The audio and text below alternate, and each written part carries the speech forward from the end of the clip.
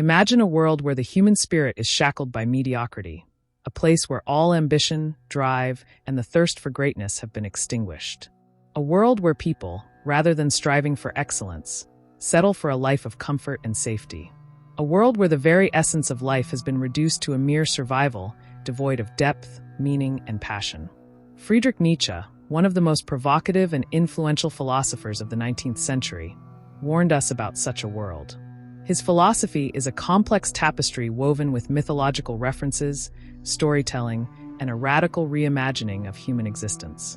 At the heart of Nietzsche's vision is a stark contrast between the last man, an emblem of mediocrity, and the higher, more dynamic form of human life he believed was possible.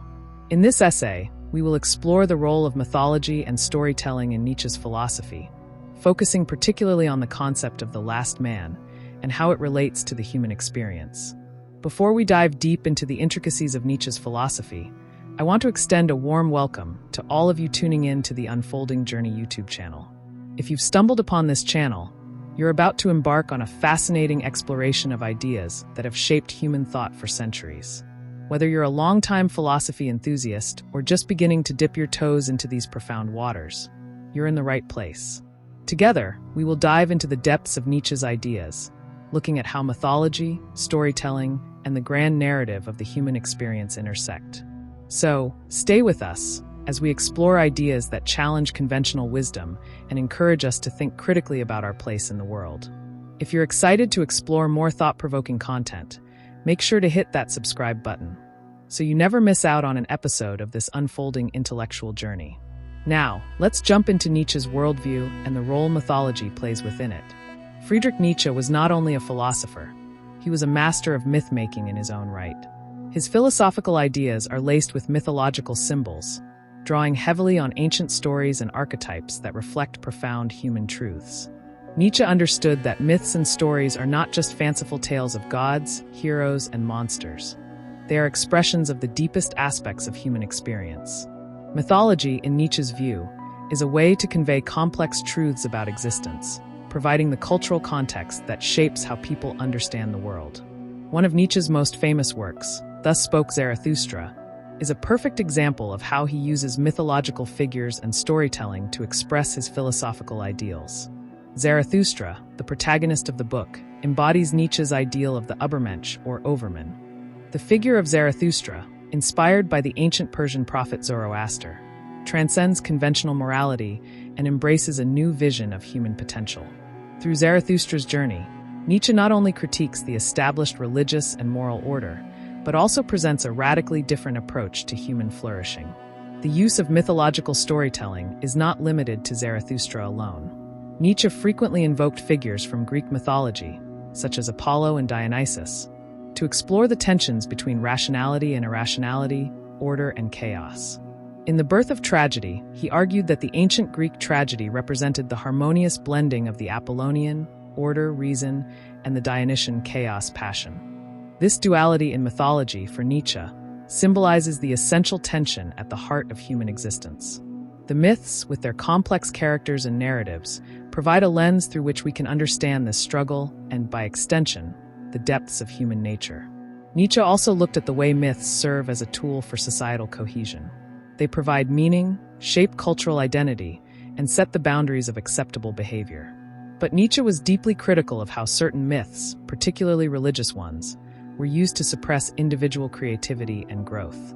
For Nietzsche, Christianity, with its emphasis on meekness, humility, and self-sacrifice, was a prime example of a myth that stifled human potential. His famous declaration that God is dead was not a literal statement, but a metaphorical one, signaling the collapse of a worldview that had dominated Western thought for centuries. Central to Nietzsche's critique of modernity is his concept of the last man, a figure who embodies the ultimate degradation of human potential. In Thus Spoke Zarathustra, Nietzsche introduces the last man as a character who represents the pinnacle of a society that has abandoned its higher aspirations and settled into comfort and complacency. The last man is a person who seeks only pleasure, avoids conflict, and lives without any grand purpose or higher goals. His life is one of mediocrity, driven by the pursuit of comfort and the avoidance of suffering at all costs. The last man is a direct contrast to the Übermensch or Overman, whom Nietzsche envisions as a higher form of human existence. One who creates his own values, embraces challenges, and seeks self-overcoming. While the Overman is a creator, an innovator, and a visionary, the last man is content with what is familiar and safe. He represents the decline of the human spirit, a society that has abandoned its potential for greatness in favor of shallow satisfaction and security. Nietzsche saw the emergence of the last man as a direct result of the decline of traditional values, particularly religious and moral systems that once provided meaning and direction. In Nietzsche's view, the death of God, the loss of belief in a transcendent source of meaning, left humanity in a state of crisis. Without a higher purpose, people turned inward, seeking only personal comfort and security, ultimately leading to a world where the last man thrives. The last man is not just an individual figure. He is a symbol of a larger societal trend.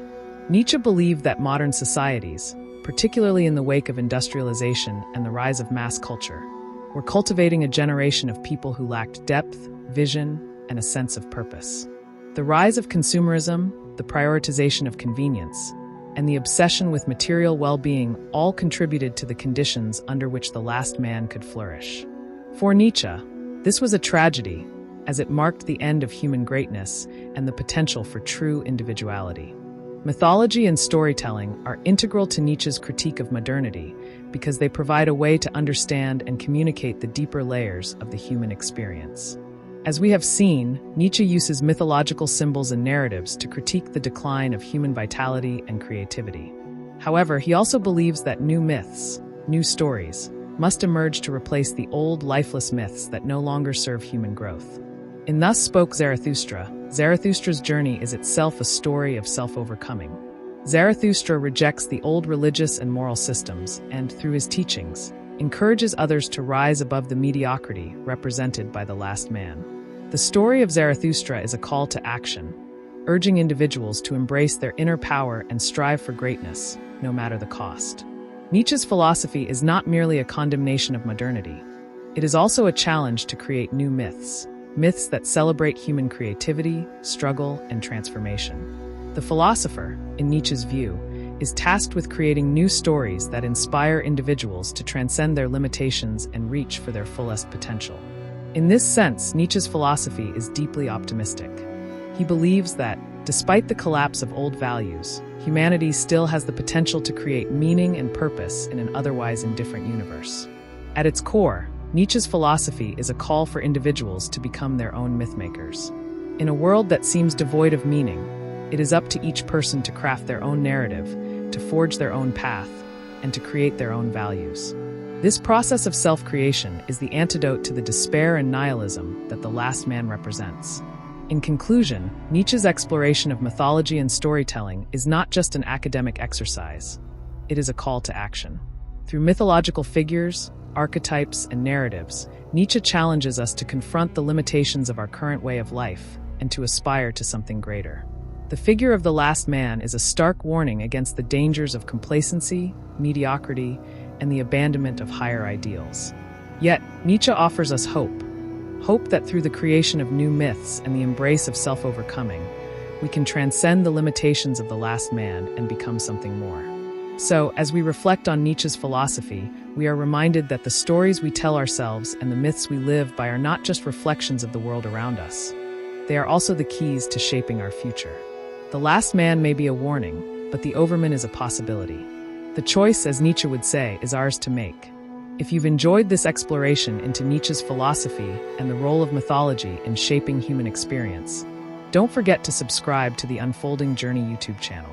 By subscribing, you'll be part of an intellectual community that is dedicated to unpacking complex ideas and exploring the deeper truths about the human condition. So hit that subscribe button and stay tuned for more episodes that will challenge and inspire you to think critically about the world we live in. Until next time, remember, the journey of self-discovery and transformation is always unfolding.